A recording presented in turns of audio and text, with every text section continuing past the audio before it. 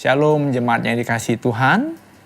Di hari yang berbahagia ini, mari kita mau bersama-sama beribadah. Kita percaya bahwa ketika kita mencari wajah Tuhan melalui ibadah ini, Tuhan berkenan menjumpai kita. Dan kita percaya juga kalau hari ini kita mau bersama-sama melakukan perjamuan kudus, mari Bapak Ibu persiapkan hati kita di samping kita mempersiapkan roti dan anggur di rumah masing-masing. Saya ajak Bapak Ibu kita berdoa terlebih dahulu. Kami bersyukur kepadamu Bapa, kalau hari ini adalah hari yang khusus buat kami. Kami mau mencari wajah-Mu melalui ibadah kami pagi ini. Dengan bersama-sama Tuhan, kami mau menyembah dan memuji-Mu di rumah kami masing-masing. Kami juga mau dengarkan firman-Mu. Kiranya Roh Kudus menuntun dan memimpin kami, sehingga seluruh ibadah yang kami ikuti pada pagi ini, sungguh Tuhan kami diberkati oleh-Mu. Terima kasih Bapa, dalam nama Tuhan Yesus kami menyambut ibadah ini dengan penuh sukacita. Amin. Shalom jemaat Tuhan. Mari kita memuji Tuhan kita. Allah kita Allah yang baik. Amin.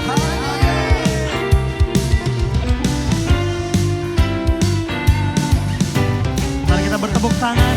Kita puji Dia. Tiada berkesudahan kasih setia-Mu Tuhan, selalu baru rahmat-Mu bagiku. Amin. Hari berganti hari, tetap kulihat kasih-Mu, tak pernah berakhir di hidupku. Mari kita katakan, Tuhan Yesus baik, sungguh amat baik, untuk selama-lamanya. Tuhan Yesus baik, Tuhan Yesus baik, sungguh amat baik, untuk selama-lamanya. Tuhan Yesus baik.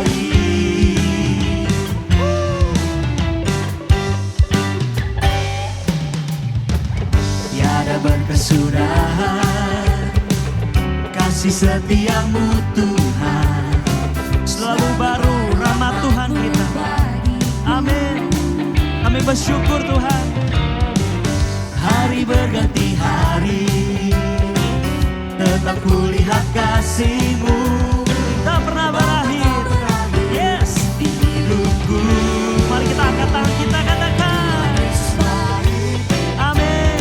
Sungguh amat baik, untuk selama-lamanya. Tuhan Yesus baik, Tuhan Yesus baik. Tuhan Yesus baik, sungguh amat baik, untuk selama-lamanya. Tuhan Yesus baik. Amin. Kami percaya kasih-Mu tak berkesudahan dalam kehidupan kami Tuhan.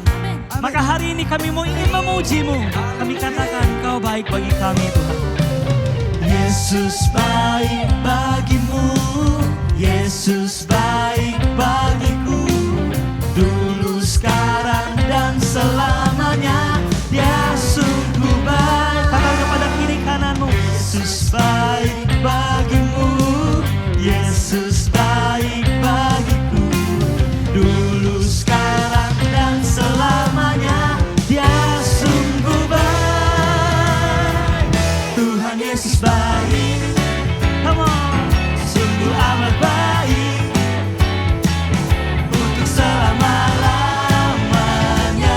Tuhan Yesus baik, Yesus baik. Yesus baik, Amin. sungguh amat baik, untuk selama-lamanya. Tuhan Yesus baik, dari selama-lamanya sampai selama-lamanya, untuk selama-lamanya. Katakan. Tuhan Yesus baik. Amin. Yesus baik bagi kita semua. Sebab kasih-Nya tak berkesudahan. Kasih-Nya dinyatakan dengan pengorbanannya di kayu salib buat hidup kita. Mari hari ini jemaat Tuhan datang dalam hadirat Dia. Renungkan karya salib Tuhan dalam kehidupan kita. Betapa berharganya pengorbanan Dia buat kehidupan kita. Kami bersyukur Tuhan untuk darah-Mu, untuk salib-Mu yang mulia Tuhan.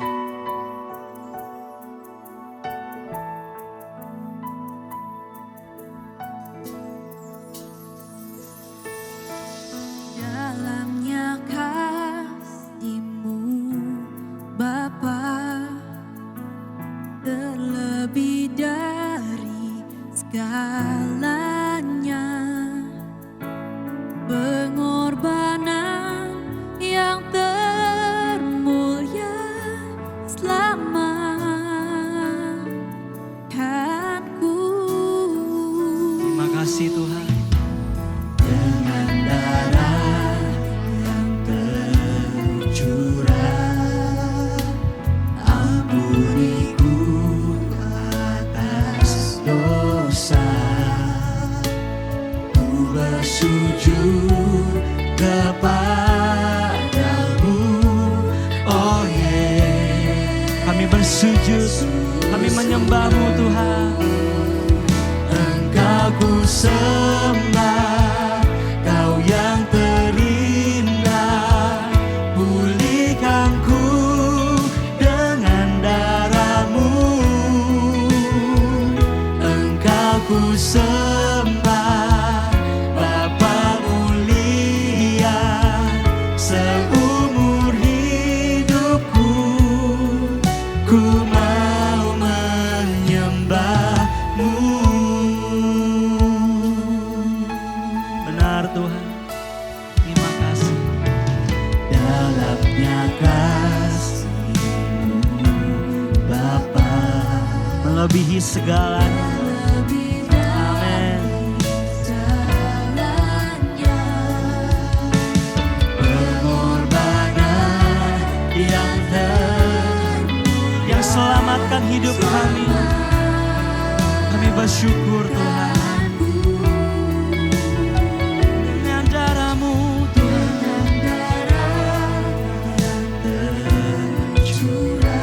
mengampuni kami. dosa, ku bersujud kepadamu, oh Oh Yesus, kami sembah Kau. Engkau ku sembah, Kau yang terindah.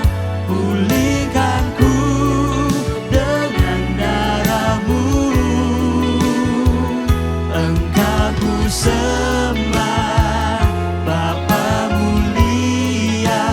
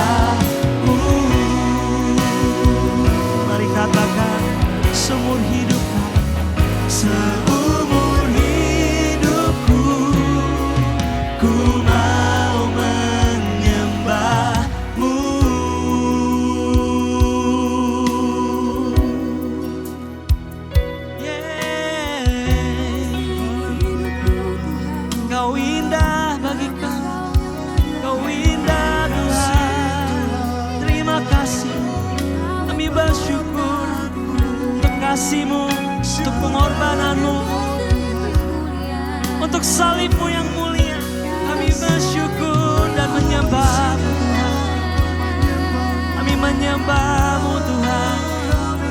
Allah yang indah, Allah yang mulia. Mari tinggikan Dia, Dia yang layak terima pujian dan sembah kita.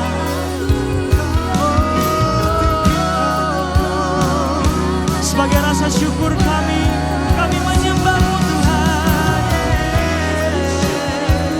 Kami bersyukur kasih salib-Mu Tuhan, untuk pemulihan yang Kau beri. Terima kasih Yesus, aku bersyukur Tuhan. Naikkan pujian-Mu, naikkan sembah-Mu hari ini. Haleluya, haleluya.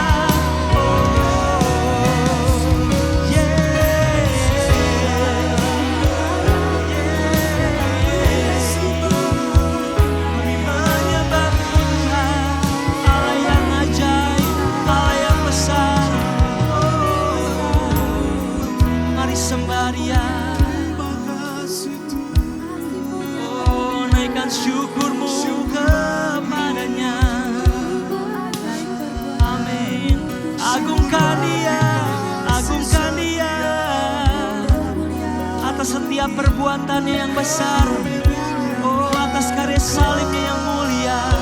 Agungkan Dia dari hati kita. Amin, amin. Haleluya, haleluya. Yes Lord.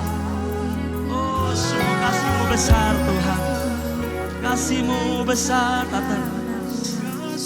Kami bersyukur Tuhan, Kau ada di tempat ini, Kau hadir di sini. Oh, inilah sembah kami Tuhan. Sembah kami buat Allah yang telah berkorban buat hidup kami, yang telah mengasihi kami. Terima kasih Tuhan. Hari ini Bapak Saudara apapun yang sedang kau alami, mari ingat kasih-Nya, ingat kebaikan-Nya, ingat kematian di kayu salib. Dia mau mati buat hidupmu. Dia mengasihi hidupmu. Dan hari firman Tuhan berkata tengah-tengah kita di Mazmur 36 ayat 8. Betapa berharganya kasih setia-Mu ya Allah. Anak-anak manusia berlindung dalam naungan sayap-Mu. Mereka mengenyangkan dirinya dengan lemak di rumah-Mu. Engkau memberi mereka minum dari sungai kesenangan-Mu. Sebab padamu ada sumber hayat, di dalam terang-Mu kami melihat terang. Hanya di dalam Engkau Tuhan kami mendapatkan nikmat. Hanya di dalam Engkau Tuhan kami mendapatkan harapan. Engkaulah sumber kehidupan kami Tuhan. Kami mau tinggal dekat dengan-Mu Yesus. Oh, kami mau mengingat kasih setia-Mu Tuhan. Betapa berharganya kasih setia-Mu dalam kehidupan kami. Kami mendekat kepadamu, kami menyembah-Mu Tuhan. Engkau ku sembah, Kau yang terindah. Pulihkan ku dengan darah-Mu. Amin. Mari angkat tangan kita, mari kita sembah Dia. Tinggal di dalam hadirat-Nya. Koram Deo. Terima kasih Tuhan. Amin. Ku mau menyembah-Mu.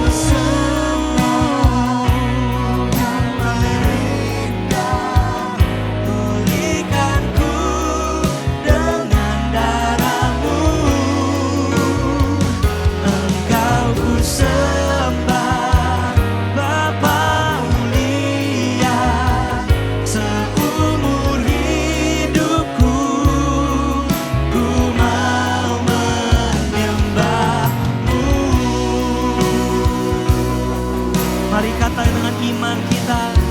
Seumur hidupku ku mau menyembah-Mu.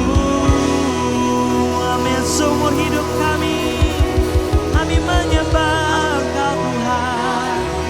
Haleluya. Apapun yang terjadi, kami percaya Engkaulah sumber kehidupan kami Tuhan. Terima kasih Tuhan. Kami Kami naikkan sembah dan puji kami ya bagimu Tuhan. Terima kasih untuk kasih setiamu. Kami menghargai pengorbananmu Tuhan. Di dalam nama Tuhan Yesus, kita yang percaya, mari kita bersama berkata, amin.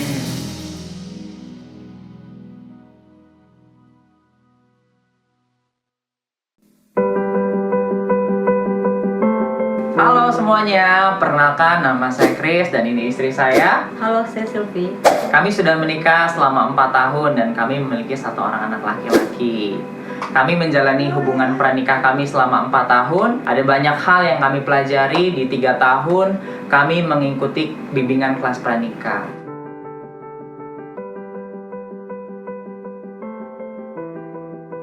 Dulu sebelum kami ikut kelas BPN, kami ya bangun hubungan aja. Kami tahu tujuan kami bangun hubungan untuk menikah, tapi kami nggak tahu nilai-nilai pernikahan yang benar itu seperti apa. Kami harus punya visi pernikahan, itu kami nggak tahu.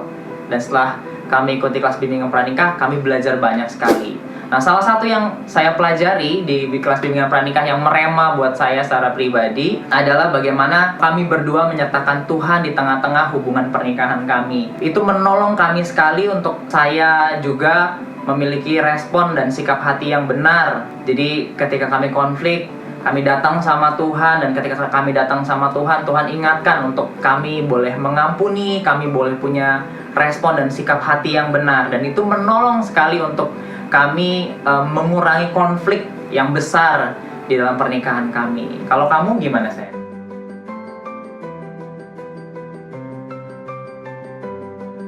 Kalau dari saya selama ikut BPN, sesi paling merema adalah di visi pernikahan, di mana Tuhan rindu untuk setiap pasangan untuk mempersiapkan nilai-nilai pernikahan yang baik sesuai dengan firman Tuhan. Gimana visi itu adalah jadi tujuan kita untuk kita tahu hal apa yang mau kita capai, hal apa yang mau kita lakukan dalam keluarga kita. Nah, dari banyak hal yang kami dapetin dan kami sangat terberkati sekali oleh kelas bimbingan pranikah.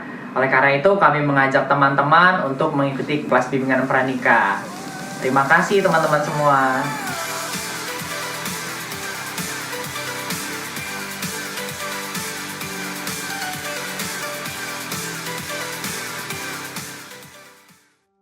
Shalom, senang berjumpai seluruh jemaat Abalef Taman Palem.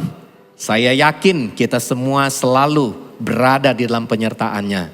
Puji Tuhan, seluruh kepenatuaan, kepemimpinan dan pekerja yang ada di Abalef Taman Palem sudah bersepakat bersama-sama untuk menjadikan tahun 2021 sebagai tahun Heaven at Home.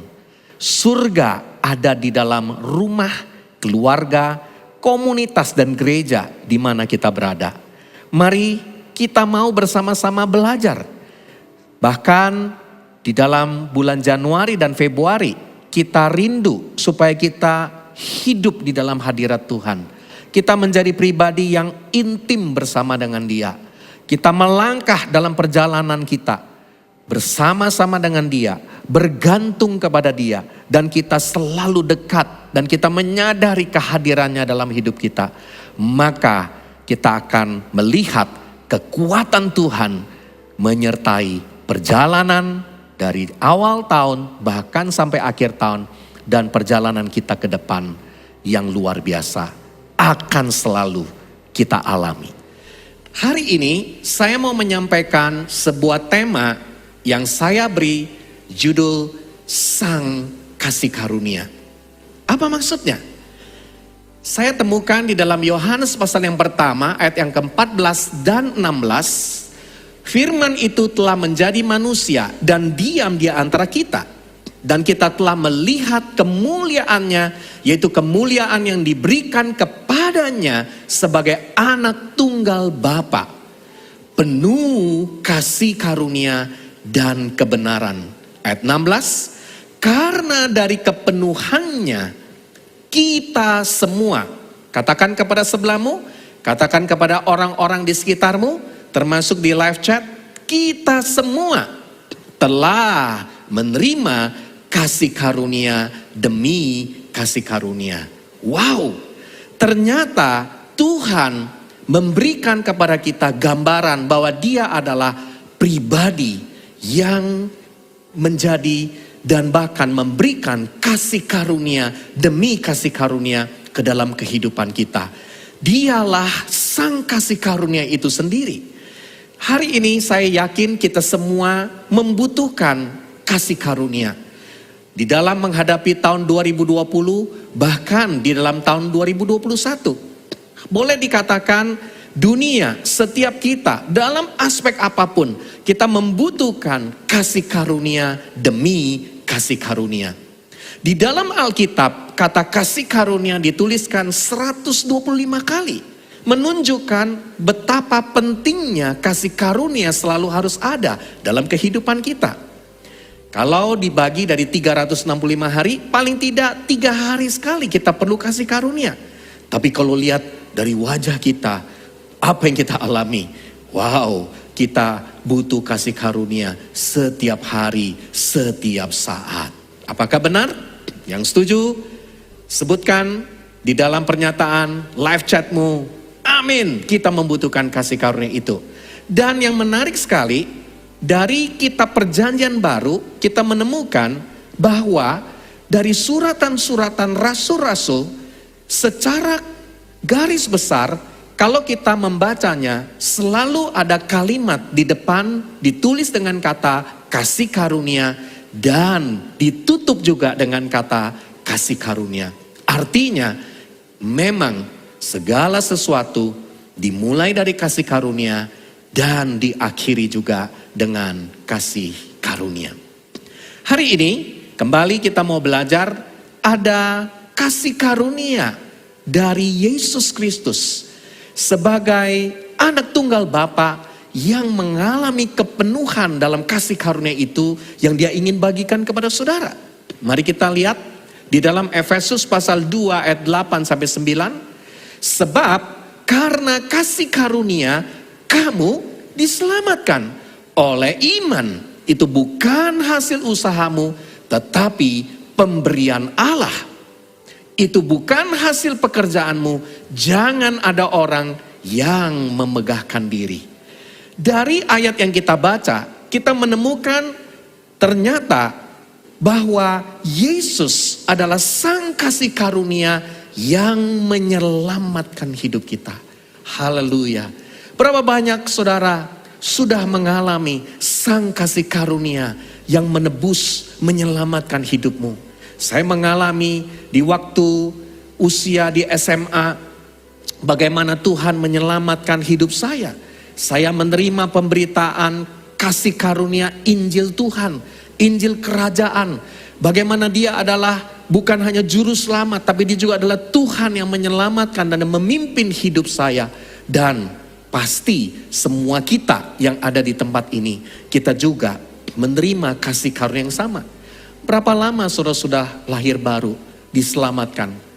Saya sudah mengalami puluhan tahun yang lalu. Mungkin ada yang baru, atau mungkin ada juga yang sudah lebih lama lagi. Namun hari ini, mari kita ingat bahwa ada sang kasih karunia yang memiliki rencana yang indah, yaitu menyelamatkan setiap kita. Berapa banyak pribadi-pribadi yang mendengarkan firman Tuhan pada hari ini. Mari terima dia sebagai sang kasih karunia yang akan menyelamatkan hidup kita. Kita menerima hidup yang kekal oleh karena ada anak dari Bapa, anak yang tunggal yang sudah diberikan kepada kita dan menyelamatkan seluruh dunia, bahkan kita ada di dalamnya. Puji Tuhan. Namun gak cukup. Ternyata sang kasih karunia bukan hanya sekedar menyelamatkan kita. Yesus juga punya rencana yang kita temukan dari kasih karunia menyelamatkan. Kita bisa lihat di dalam kasih karunia yang kedua, yaitu Roma 3 ayat 24 sampai 25 saya bacakan. Dan oleh kasih karunia telah dibenarkan dengan cuma-cuma karena penebusan dalam Kristus Yesus. Kristus Yesus telah ditentukan Allah menjadi jalan pendamaian karena iman dalam darahnya. Hal ini dibuatnya untuk menunjukkan keadilannya karena ia telah membiarkan dosa-dosa yang telah terjadi dahulu pada masa kesabarannya. Kalau kita membaca ayat ini, kita akan menemukan bagaimana Tuhan membenarkan dan mendamaikan kita. Mari kita lihat ayat 26. Maksud Tuhan ialah untuk menunjukkan keadilannya pada masa sekarang, supaya nyata bahwa ia benar dan juga membenarkan orang yang percaya kepada Yesus. Ternyata Sang kasih karunia bukan hanya menyelamatkan kita, tapi dia juga adalah sang kasih karunia Yesus Kristus yang membenarkan dan mendamaikan hidup kita. Wow, begitu luar biasa. Apakah kita pernah mengalami masa-masa di mana kita mengalami jatuh bangun dalam dosa? Dan apakah kita ingat dengan Wahyu 12 yang disebutkan iblis mendakwa kita siang dan malam. Dan tidak bosan-bosannya dia menuduh kita. Mungkin ada di antara saudara dan saya yang sedang mengalami masa-masa tuduhan, tekanan, intimidasi, perasaan tidak berlayak. Saudara sudah ikut Tuhan Yesus, saudara sedang mengalami masa-masa sulit pada hari ini. Dan sepertinya engkau jatuh, engkau tidak berdaya, engkau terikat dengan dosa, engkau mengalami berbagai persoalan yang mengikat hidupmu. Namun hari ini dengar firman Tuhan berkata, ada sang kasih karunia, yaitu Yesus. Dia yang akan membenarkan dan mendamaikan engkau kembali. Ada amin saudara? Dialah pembela. Dia berhadapan dengan penuntut di dalam pengadilan, di mana Bapa adalah hakim, di mana Bapa yang akan menentukan. Tapi Yesus berkata, aku yang sudah membenarkan dan mendamaikan hidupmu. Luar biasa. Hari ini tidak ada lagi tuduhan, tidak ada lagi dakwaan, namun dia sudah menebus, dia sudah membenarkan, mendamaikan saya dan saudara di hadapan Bapa di surga. Apakah kita ingat dengan perjamuan kudus?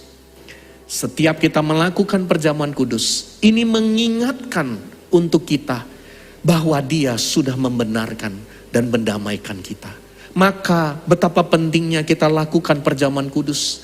Itu bukan sebagai sebuah liturgi, tetapi itu sebagai sebuah bentuk kita mengingat sang kasih karunia yang membenarkan dan mendamaikan kita. Puji Tuhan. Yang setuju, tuliskan di live chat, bahkan di komentarmu, katakan, saya bersyukur untuk kebenaran, untuk pendamaian yang sudah engkau beri ke dalam kehidupan saya. Namun, tidak cukup sampai di sana.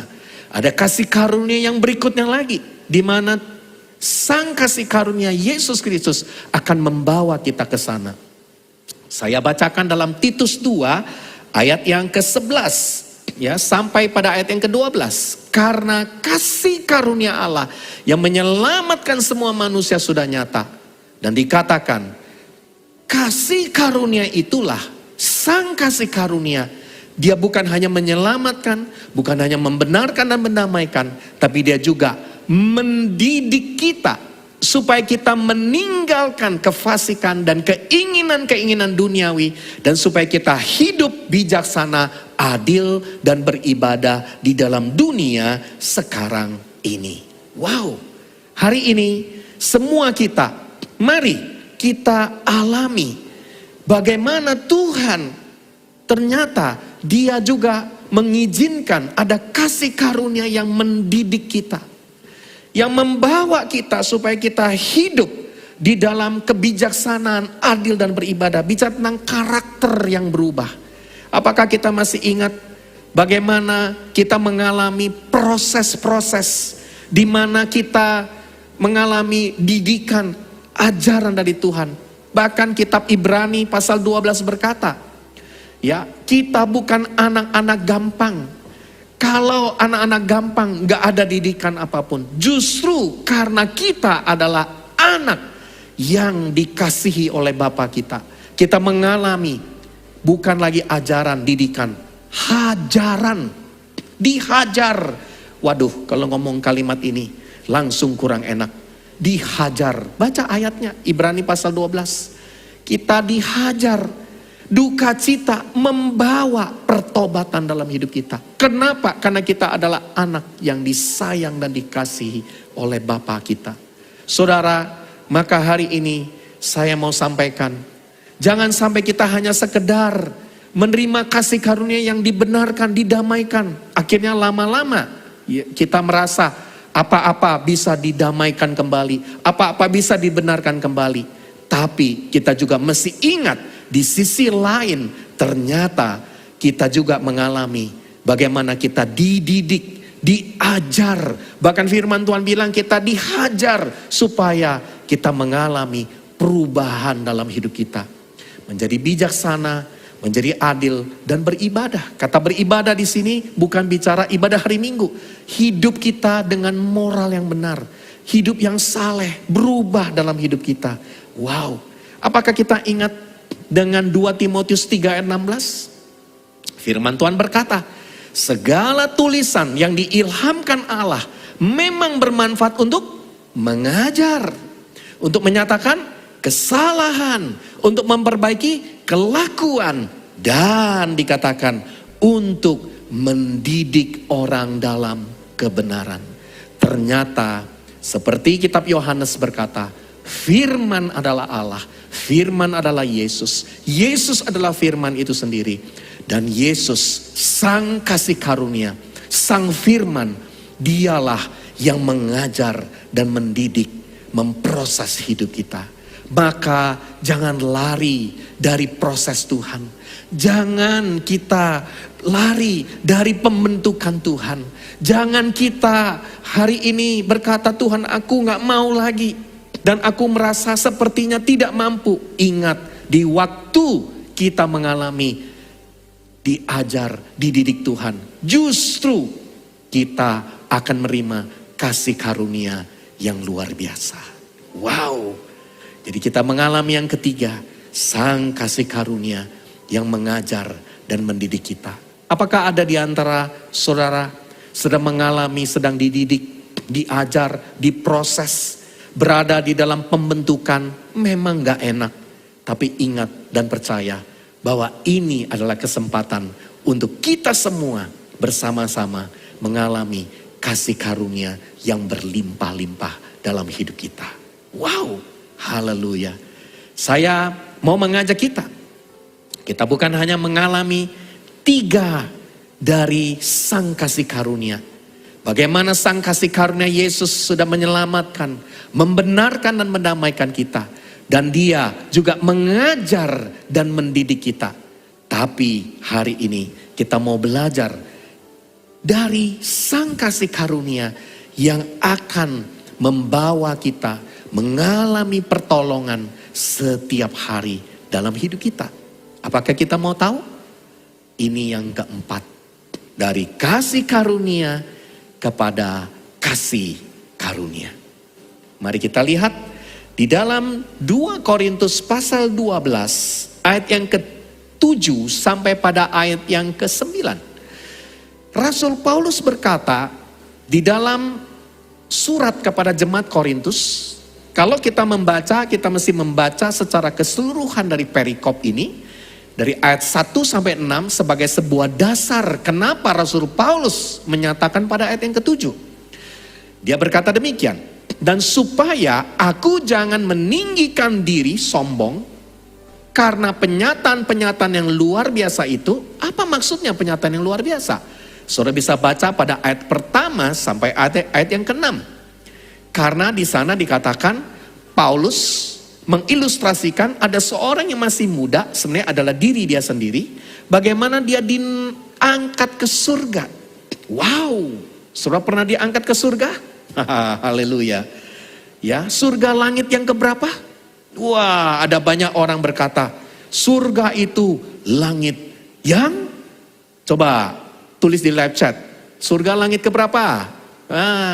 Surga, ada yang banyak bilang langit yang ke-7. Wah, itu memang kebanyakan nonton, saudara. Kebanyakan lihat ya kisah-kisah dan juga film-film. Ya, tapi memang saudara-saudara kita ya di bangsa ini percaya langit itu sampai ke-7. Tapi dalam kekristenan, dalam Alkitab kita diajarkan langit itu sampai yang ketiga. Ya, langit yang pertama adalah atmosfer yang kita ada di dalamnya. Kemudian luar angkasa adalah langit yang kedua. Tapi Alkitab mengatakan, mengajar kepada kita bagaimana kita masuk ke langit yang ketiga, yaitu alam yang tidak kelihatan, alam sorgawi. Itulah langit yang ketiga. Dan dikatakan dia naik ke langit yang ketiga, yaitu ke sorga. Dan dia lihat banyak hal penyataan yang luar biasa tadi. Dan yang luar biasa, Rasul Paulus dapat tiket PP. Nah, ini bagus, dapat tiket PP. Saudara, kalau hari ini ke surga mau tiket PP atau one way? Ya, semua kita biasanya one way. Ya, satu kali pergi nggak balik lagi. Ya udah bersyukur kan di surga. Tapi Paulus tuh dapat 2 return tiket. Ya, makanya saya suka tanya, berapa banyak saudara yang mau percaya satu hari kalau engkau mati engkau ke surga? Semua angkat tangan. Ya, di live chat langsung dong angkat tangan, kasih jempol. Saya mau ke surga. Tapi kalau ditanya siapa mau duluan? Nah, ini nggak ada yang mau duluan.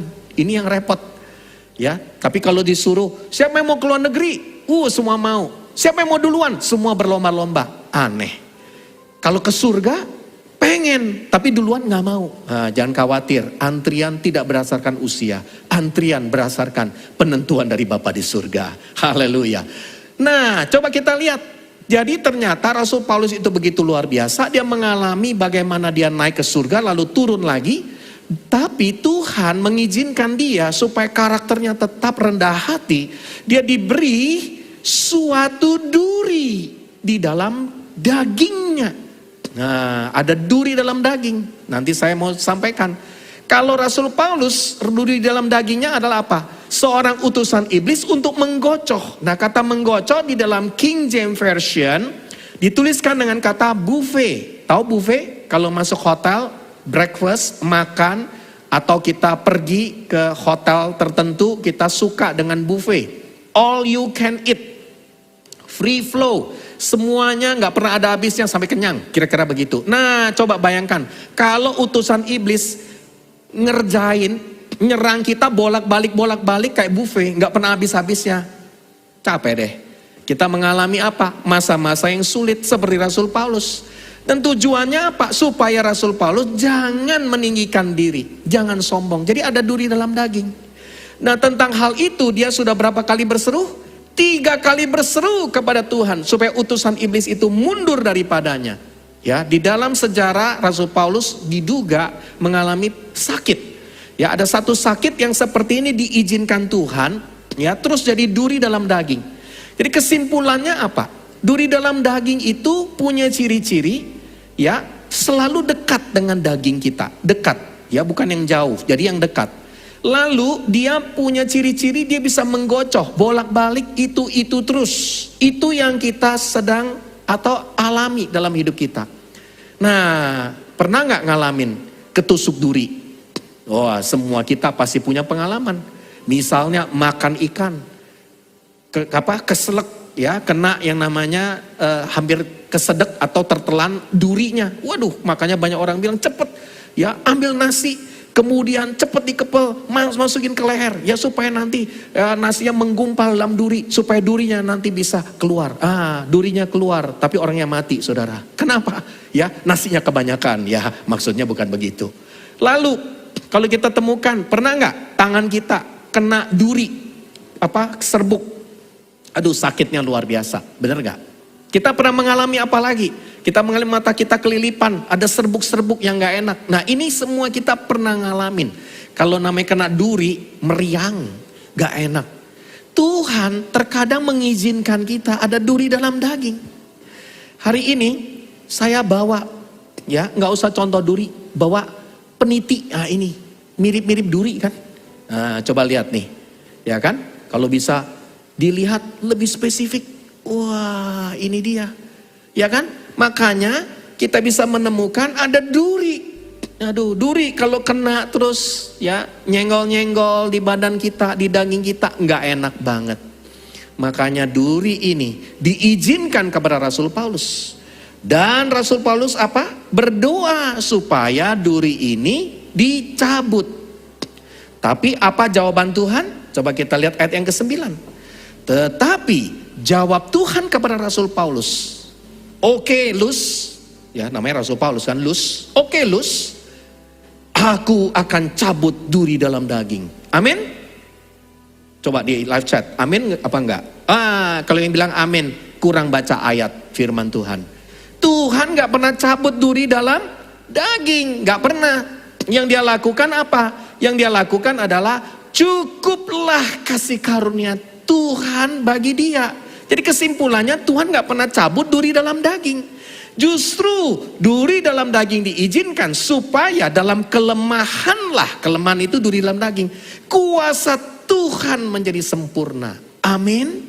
Sebab itu terlebih suka aku bermegah, Rasul Paulus berkata, atas kelemahanku duri dalam daging, supaya kuasa Kristus turun menaungi aku. Wow. Jadi ternyata dari duri dalam daging, justru di sanalah kita diizinkan mengalami kuasa Tuhan yang sempurna. Saudara mau mengalami kuasa Tuhan yang sempurna? Saudara mau mengalami kuasa Kristus yang menaungi dan melindungi hidupmu? Puji Tuhan. Katakan amin di live chatmu. Dan paketnya segera datang. Diizinkan duri dalam daging. Kenapa? Karena ternyata apa yang dialami? Yang dialami adalah ada bagian yang kita hari ini alami yang kita gak suka. Tapi kita akan mengalami pertolongan Tuhan.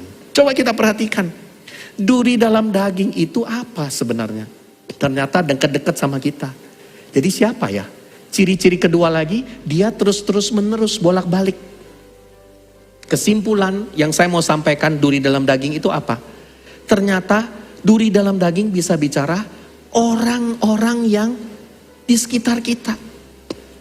Pasangan kita, orang tua, anak, atau mungkin istri, suami, bahkan mungkin pribadi-pribadi yang hari ini yang ada di lingkungan gereja, di komunitas, di dunia kerja. Aduh, ternyata duri dalam daging bisa antara atasan dengan bawahan. Duri dalam daging ternyata bisa antara yang disebut hamba Tuhan dengan jemaatnya juga bisa. Bisa juga antara pemimpin komunitas dengan anggota komunitas selnya. Wow. Dan juga ternyata bisa juga satu tim yang bersama dengan dia. Nah itu namanya manusia. Makanya hari ini Tuhan tidak pernah cabut. Ya kan? Duri itu. Makanya kalau maaf ada pasangan berdoa, oh Tuhan cabut pasanganku ini. Yang sebaliknya pasangan lagi berdoa, oh Tuhan cabut juga pasangan saya ini. Nggak akan pernah dijawab. Karena dua-duanya dicabut, bingung kan Tuhan jawab yang mana?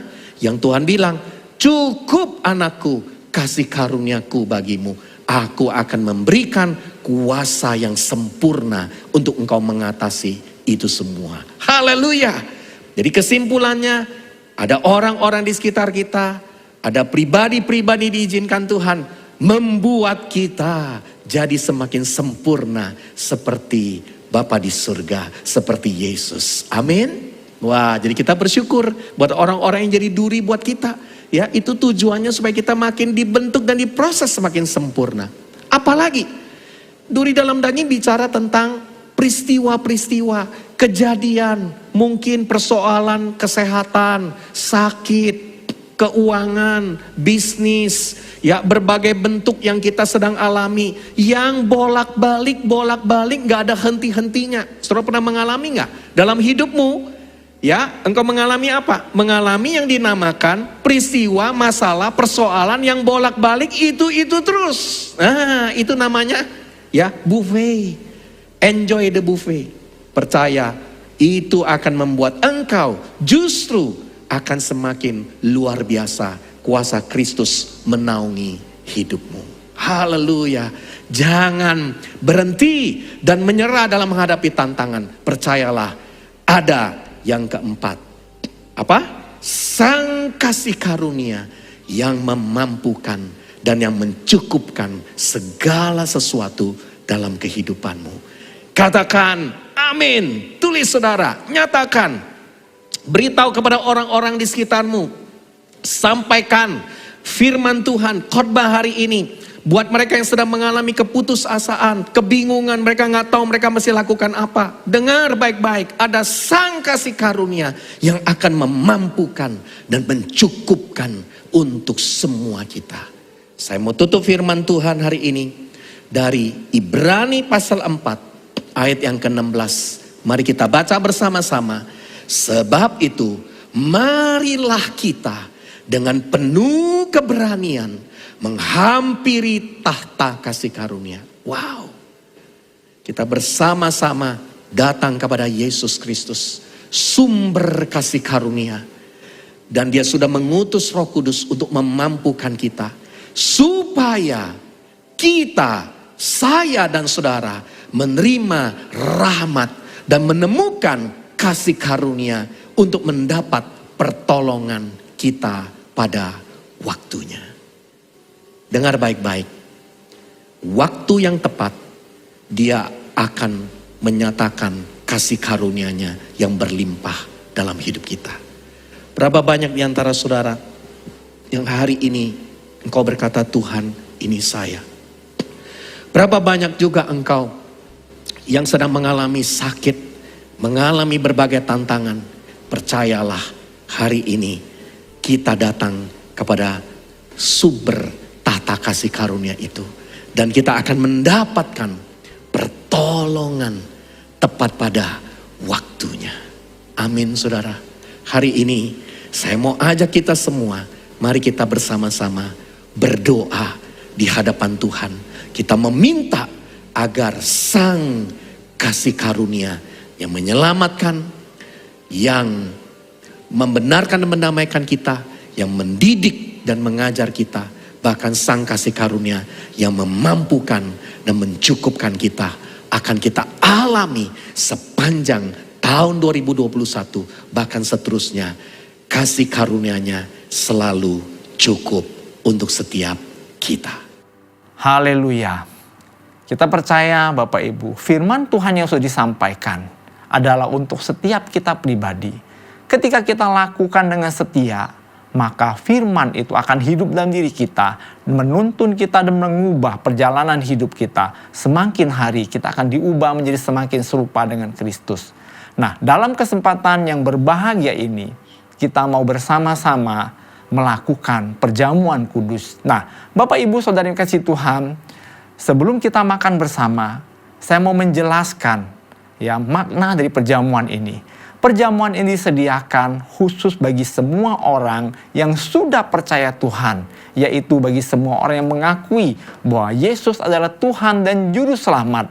Bagi orang yang belum mengakui dan tidak percaya, tidak ada gunanya kita makan perjamuan ini. Nah, mari Bapak Ibu, bagi kita yang sudah percaya kepada Tuhan, kita persiapkan hati kita. Nah, perjamuan ini, saudaraku, akan mengubah iman kita. Karena makna dari perjamuan ini sesungguhnya adalah persekutuan kita dengan Tuhan. Setiap kali kita makan roti dan anggur, Bapak Ibu, Tuhan berjanji dia akan hadir bersama kita dan dia bersekutu dengan kita. Nah, makanya Bapak Ibu Saudaraku, penting sekali kita mengerti betapa dahsyatnya persekutuan yang kita dapatkan hari ini. Setiap kali kita makan perjamuan, kita diingatkan akan kematian Kristus di kayu salib. Kematian Kristus di kayu salib adalah membawa kemenangan kepada kita. Memberikan kemenangan iman kepada kita bahwa segala persoalan, tantangan hidup, dosa sudah diselesaikan Yesus di kayu salib. Ketika kita percaya, maka kuasa itu akan terjadi atas hidup kita. Kemudian Bapak Ibu Saudaraku, ketika kita makan perjamuan, kita diingatkan bahwa kata Yesus sudah mengalahkan semua kuasa, termasuk kuasa jahat, termasuk intimidasi iblis, termasuk segala ikatan kuasa jahat. Sudah dihancurkan, dikalahkan Yesus di kayu salib. Ketika kita makan perjamuan ini, kita beriman, maka kuasa persekutuan itu akan melepaskan kita. Kemudian Bapak Ibu Saudaraku, kita mesti mengakui bahwa kita adalah bagian dari tubuh Kristus. Di samping kita bersekutu dengan Tuhan secara pribadi, kita adalah anggota tubuh Kristus. Makanya Bapak Ibu Saudaraku, sebelum kita makan perjamuan, kita perlu menguji hati kita. Adakah persoalannya masih belum terselesaikan dengan sesama saudara kita, ini saat terbaik untuk kita selesaikan. Selesaikan dengan meminta maaf atau memberi pengampunan pada orang-orang yang sudah melukai hati kita. Sebab Bapak Ibu, ketika kita makan perjamuan ini, kita bersekutu dengan Tuhan. Kalau kita tidak selesaikan, kita menolak orang yang Tuhan kasihi. Artinya kita menolak Tuhan. Makanya Bapak Ibu, kalau kita makan perjamuan kita tidak menguji diri kita bukan mendapat berkat. Kita tidak dapat berkat, bahkan kita menderita sakit. Bahkan tidak sedikit yang meninggal, Alkitab katakan. Nah, maka itu Bapak Ibu Saudaraku, kita mau menguji diri kita. Saya ajak kita saudaraku, sebelum kita makan, kita berdoa.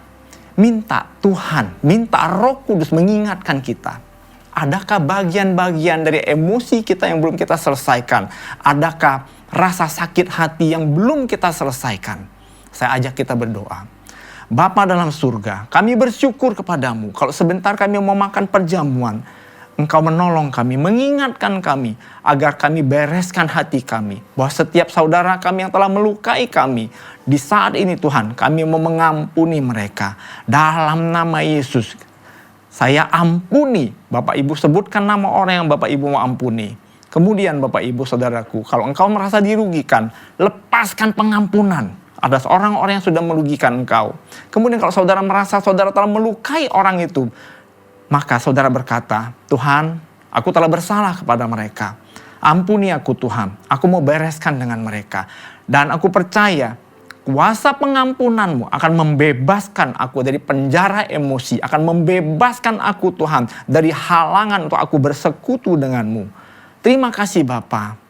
Kami bersyukur kepadamu dalam nama Yesus. Mari Bapak Ibu, bagi Bapak Ibu yang konflik dengan saudaramu, dengan pasanganmu, saya beri waktu, bereskan. Lakukanlah rekonsiliasi, mintalah maaf, dan berilah pengampunan untuk mereka. Baru kita makan perjamuan.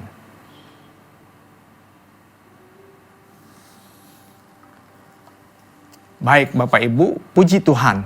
Saya percaya bahwa kuasa pengampunan telah kita terima. Kita akan makan perjamuan bersama.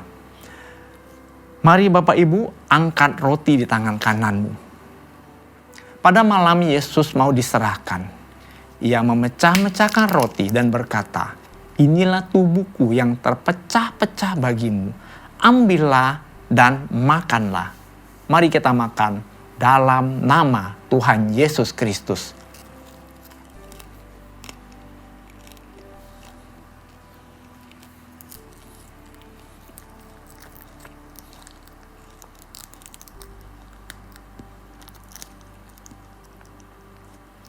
Mari angkat anggur di tangan kananmu. Kemudian setelah makan roti, Tuhan Yesus mengambil cawan yang berisi anggur. Lalu ia berkata, inilah darahku yang tercurah bagimu. Ambillah dan minumlah. Setiap kali engkau meminumnya, engkau ingat akan aku. Dan merupakan perjanjian baru antara aku dengan engkau. Mari kita minum dalam nama Tuhan Yesus Kristus.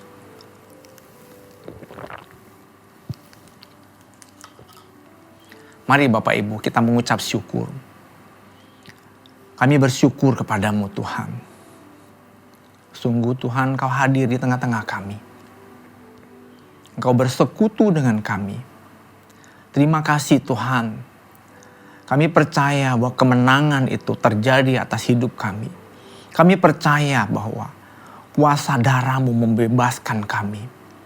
Metra itu terjadi dengan iman dalam hidup kami. Terima kasih Tuhan.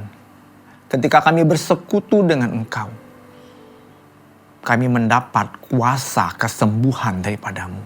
Dengan iman hari ini kami mau bertindak. Terima kasih Bapak. Bapak Ibu Saudaraku yang dikasihi Tuhan. Bagi engkau yang sakit hari ini, kuasa pertukaran kayu salib itu terjadi atasmu. Asalkan engkau percaya. Mari angkat tanganmu. Saya mau doakan Bapak Ibu Saudaraku. Kita minta pengurapan dan kuasa kesembuhan dari Tuhan. Tuhan, Kau melihat tangan-tangan yang diangkat. Biarlah pengurapan-Mu terjadi Tuhan. Ketika tangan ditumpangkan di bagian yang sakit, mengalirkan kuasa kerajaan dan mendatangkan mukjizat dan kuasa kesembuhan, bahkan kelepasan bagi kami dalam nama Yesus. Mari Bapak Ibu Saudara, letakkan tangan-Mu di bagian yang sakit. Kalau engkau sakit di bagian tenggorokan, engkau letakkan tanganmu di bagian tenggorokanmu. Kalau engkau merasa di bagian bahumu sakit, engkau taruh tanganmu di bahumu. Kalau engkau merasa bagian perutmu yang sakit, engkau taruh tanganmu di bagian perut. Kalau engkau merasa di bagian dada sebelah kiri ataupun kanan, engkau letakkan tanganmu di sana. Kuasa Tuhan akan bekerja, ataupun di punggung, ataupun di bagian pinggang, ataupun di bagian lutut, atau di bagian sikumu, atau di mana saja. Kuasa Tuhan sedang bekerja. Letakkan tanganmu dan dengan iman kau terima kuasa ini. Dalam nama Yesus Tuhan, kami telah meletakkan tangan-tangan Tuhan di bagian kami yang sakit. Dengan iman kami mau berkata dalam nama Yesus, kuasa itu bekerja dan mengalirkan kesembuhan. Mukjizat terjadi saat ini. Ya, aliran itu mengalir dalam nama Yesus. Kelepasan terjadi dalam nama Yesus. Semua sakit penyakit, semua kelemahan pindah ke kayu salib. Dalam nama Yesus terjadi saat ini dan mengalir kuasa itu. Dalam nama Yesus Tuhan terjadi saat ini. Biarlah segala sakit penyakit hari ini disembuhkan karena Yesus telah mengalahkannya di kayu salib. Dalam nama Yesus kami menerima pertukaran ini. Dalam nama Yesus Tuhan. Terima kesembuhan ini. Terima kelepasan ini. Terima kelegaan dari Tuhan. Yang tidak normal jadilah normal kembali. Dalam nama Yesus segala susunan tulang-tulang yang tergeser kembali kepada posisi yang normal. Segala syaraf-syaraf, segala hormon-hormon, segala urat-urat yang tergeser kembali kepada posisi yang normal. Dalam nama Yesus, kuasa Tuhan bekerja atas fisikmu saat ini. Dalam nama Yesus, mari engkau terima dengan iman. Terima dengan iman. Kesembuhan terjadi saat ini juga. Terima kasih Tuhan. Kami bersyukur kepadamu. Hari ini kami menerima kuasa itu dan bekerja atas fisik kami. Terima kasih Tuhan. Terima kasih. Baik Bapak Ibu, mari terima berkat Tuhan saat ini. Diberkatilah hidupmu. Karena kuasa Tuhan yang bekerja atasmu memberikan kau kemenangan. Karena Kristus sudah selesaikan semuanya di kayu salib. Dalam nama Tuhan Yesus Kristus, perlindungan dan kasih sayang Tuhan menyertaimu hari ini. Dalam nama Yesus sampai selama-lamanya. Amin.